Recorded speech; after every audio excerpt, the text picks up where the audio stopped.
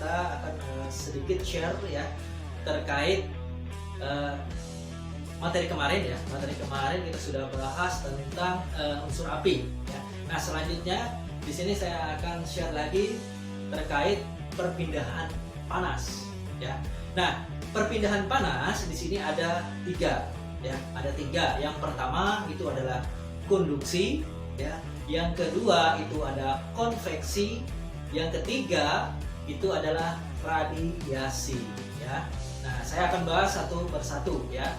Nah, di sini konduksi. Yang pertama konduksi. Konduksi ini adalah merupakan perpindahan panas dari satu titik ke titik yang lain ya, melalui suatu media padat ya. Contoh seperti di gambar ini ya. Jadi ketika kita panaskan besi ya, nah nanti panas tersebut akan merambat ya, sehingga ujung besi yang selanjutnya nanti di situ akan panas juga ya. Nah, di sini juga sebagai pemicu juga ya, pemicu terjadinya kebakaran ya. Nah, kemudian ya, yang kedua di sini adalah konveksi ya. Jadi konveksi ini merupakan perpindahan energi panas ya melalui pergerakan udara atau cairan yang dipanaskan ya. Seperti kita lihat ya, seperti contoh ya, ketika kita letakkan tangan kita di atas lid, maka tangan kita akan terasa panas ya. Di sini perpindahan energi panasnya itu melalui udara ya. Nah, kemudian yang ketiga, nah di sini ada radiasi ya. Radiasi merupakan penyebaran energi panas ya melalui udara ya, seperti gelombang elektromagnet ya. Nah, makanya ketika terjadi kebakaran, maka radiasi ini sangat terasa ya ketika kita dekat dengan sumber api. Nah, makanya ketika dilakukan proses pemadaman kebakaran ya, biasanya ya tim pemadam itu akan mendinginkan ya area-area yang di sekitarnya ya. Tujuannya apa? Untuk mencegah terjadinya radiasi supaya bangunan-bangunan di sekitarnya itu tidak ikut terbakar ya. Jadi itu ya. Nah, tadi ada konduksi, kemudian ada konveksi, kemudian ada radiasi ya. Nah, selanjutnya ya saya akan bahas di sini adalah tahap-tahap perkembangan api ya. Nah, perkembangan api pertama itu dari penyalaan api ya. Nah, kedua di sini pembesaran api ya. Kemudian ketiga di sini ada istilahnya adalah flashover ya. Kemudian 4 ini ada rollover ya. Nomor 5 ini adalah kebakaran maksimum ya. Kemudian yang terakhir di sini adalah penyusutan kebakaran ya. Saya akan bahas satu persatu ya. Nah, yang pertama di sini adalah penyalaan ya. Nah, penyalaan ini yaitu adalah saat bergabungnya 4 unsur api ya, yang kemarin ya. Kemudian yang kedua, tahap kedua adalah pembesaran api. Nah, di sini adalah pada saat kobaran api ini mulai terlihat ya di atas bahan bakar. Artinya apinya sudah kelihatan. Ya, ini mulai terjadi pembesaran. Kemudian di sini ada tahap selanjutnya itu adalah flashover. Ya.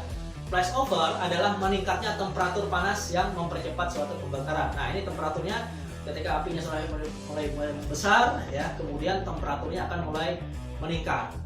Ya. Kemudian langkah selanjutnya itu adalah rollover ya. Rollover adalah ketika nyala api ini bergerak itu melintasi gas-gas yang belum terbakar ya. Jadi melintasi gas-gas yang belum terbakar. Nah, kemudian tahap selanjutnya itu adalah kebakaran maksimum ya, yang dimana ini ada saat semua material bahan bakar yang ada itu semuanya ikut terbakar ya. Kemudian yang terakhir itu adalah penyusutan ya. Penyusutan ini ketika bahan bakar ini sudah terbakar habis. Nah, itu ya urutan langkah terjadinya kebakaran. Rollover ya. Nah, ini rollover ini adalah ketika nyala api itu tadi bergerak melintasi gas-gas yang belum terbakar dalam sebuah kebakaran ya. Jadi umumnya itu apinya itu api dan asap itu sifatnya itu pasti akan ke atas ya. Makanya ketika ada kebakaran pada bangunan ya, banyak tim-tim firefighter ya, tim-tim rescue itu ketika masuk ke dalam ruangan itu jongkok ya. Nah, karena di bagian atas ya atau di bagian plafonnya itu terdapat gas-gas ya dan asap. Ya. Nah, kemudian di sini ada flashover ya. Flashover itu adalah meningkatnya temperatur panas ya sehingga mempercepat proses pembakaran. Nah, di sini temperaturnya itu sangat tinggi ya, bisa sampai 483 derajat. Ya. Nah, ini ya adalah flashover ya. Nah, kemudian ya metode pemadaman yang harus kita lakukan di sini ada 4 ya. Yang pertama itu menurunkan derajat panasnya ya dengan melakukan spray ya, melakukan pendinginan ya. Kemudian yang kedua itu menurunkan atau menghilangkan persentase oksigen ya, oksigennya ditutupin ya.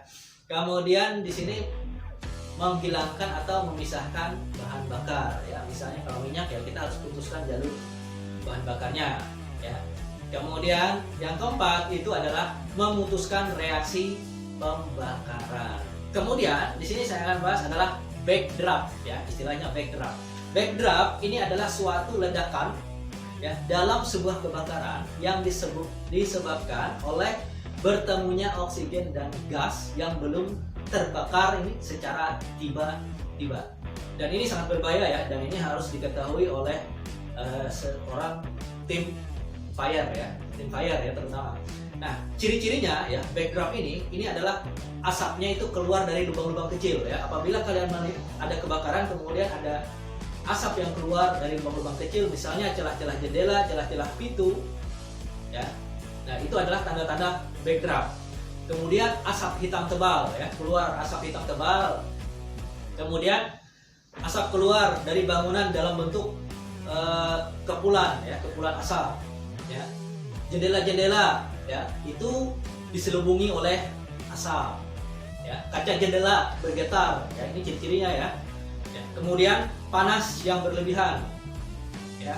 Kemudian nyala api kecil atau tidak terlihat, ada nyala api tapi kecil ya. Jadi ini adalah kondisi yang sangat berbahaya ya, yang disebut dengan backdraft. Agar tidak terjadi backdraft ya, maka sebelumnya kita harus melakukan atau membuat ventilasi ya. Makanya ada sebagian ketika melakukan pemadaman kebakaran itu sebagian kalau ada kaca itu dipecahkan, kemudian jendela itu harus dibuka ya untuk pembuatan ventilasi. Nah, ketika ya tanda-tanda backdraft tadi, asap tadi sudah mulai muncul ya melalui lubang-lubang kecil.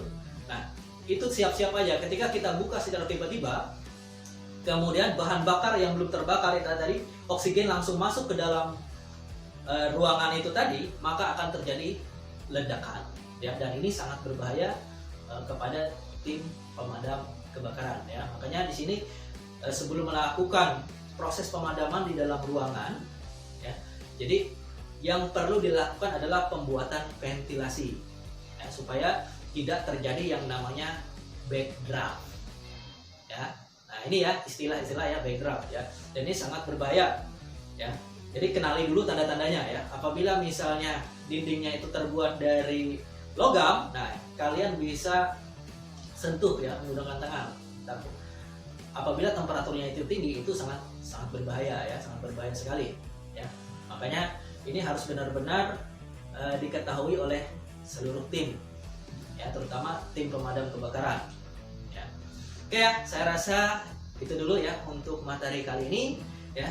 Semoga bermanfaat untuk kita semua. Terima kasih dan semangat pagi.